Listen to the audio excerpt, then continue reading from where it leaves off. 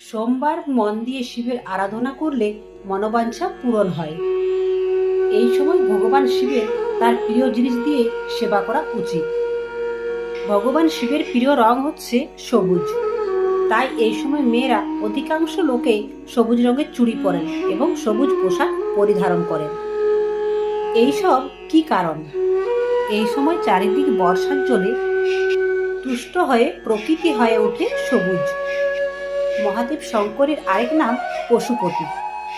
পশু পাখিরা যেহেতু প্রকৃতিতে লালিত পালিত হয়, তাই পশুদের পাশাপাশি প্রকৃতিও দেবাদিদেব মহাদেবের কাছে খুবই প্রিয়।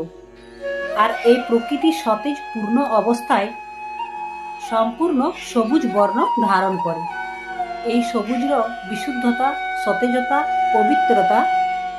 তাই আরাধ্য ভগবান শিবকে প্রসন্ন ও তুষ্ট করতে